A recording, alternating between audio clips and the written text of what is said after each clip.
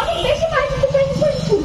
তো এই সরকারের কাছে আমরা একটা দাবি রাখতেই পারি যে মেয়েরা এত বাধা বিপত্তি অতিক্রম করে একটা স্বৈরাচার সরকার ঘটিয়ে দেশে আবার গণতন্ত্র পুনঃপ্রতিষ্ঠা করতে যাচ্ছে, সেখানে কি তারা একটুখানি সেফটি আপনারা তাদের ইনশিওর করতে পারবেন না? আমরা এই সরকারের কাছে চাবো কেন এই অর্ধেক জনসংখ্যার সেফটি যেন তারা ইনশিওর করতে পারে।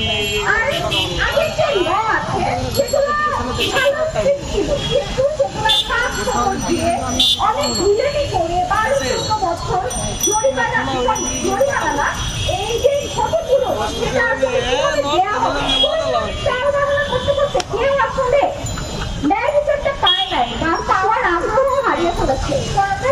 আমরা এই যারা সাধারণ নারীরা আছি, যারা এরকম অবস্থার মধ্যে দিয়ে যায় বা যাওয়ার সম্ভাবনা প্রতিদিনই থাকে, তাদের নিরাপত্তা নিশ্চিত যেন এই সরকার করে, যেসব আইন নিয়ম নীতি আছে সেগুলো যেন শক্তভাবে প্রয়োগ করে। আমি শুধুমাত্র এটাই চাবো, আর কোনো চাওয়া নেই। কারণ আপনাদের কোনো রকমের কোনো বিচার বিবেচনা বোধ থাকলে একটার পর একটা কেস তো হয়ে যাওয়ার কথা না, একটা হওয়ার পরেই তো সবাই সোচ্চার হয়ে যাওয়ার কথা, কিন্তু সবাই সোচ্চার হচ্ছে না, কোনো পরিবর্তন আসছে না। এই প্রশ্নটা কিন্তু আছে।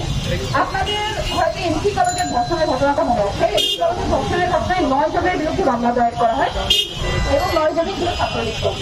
এই মামলায় কিন্তু কোনো নিষ্পত্তি হয় নাই বা কোনো প্রস্তাব দেখানো হয় নাই।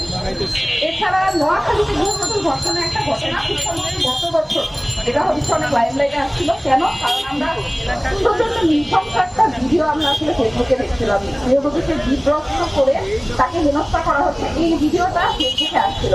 আপনারা কি জানেন যে এই ভিডিও ফেসবুকে পাবলিশ হওয়ার আগ পর্যন্ত পুলিশ সেই ধর্ষিতার মামলায় গ্রহণ করে নাই বা পুলিশ হচ্ছে ওই ঘটনাস্থলে যায়ই নাই। শুধুমাত্র এই ভিডিও পাবলিশ হওয়ার পর হাইকোর্ট যখন পুলিশের নির্দেশ দেয় না আপনারা গিয়ে তদন্ত করেন, তখন পুলিশ ঘটনাস্থলে যায় তদন্ত করার জন্য।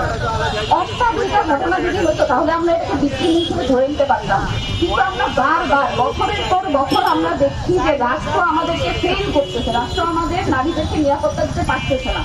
আমাদের আজকের ধর্ষণের যে ন্যারেটিভ, এটা কোনো পুরুষ বনাম নারী ন্যারেটিভও না, এটা কোনো নরমাল ন্যারেটিভ না, এই ন্যারেটিভটা হচ্ছে রাষ্ট্র বনাম নারীর ন্যারেটিভ। রাষ্ট্রযন্ত্র কখনোই কার্যকর ছিল না এবং নারীর নিরাপত্তাটাকে তারা কোনোদিন প্রায়োরিটি হিসাবে নেয়ই নাই।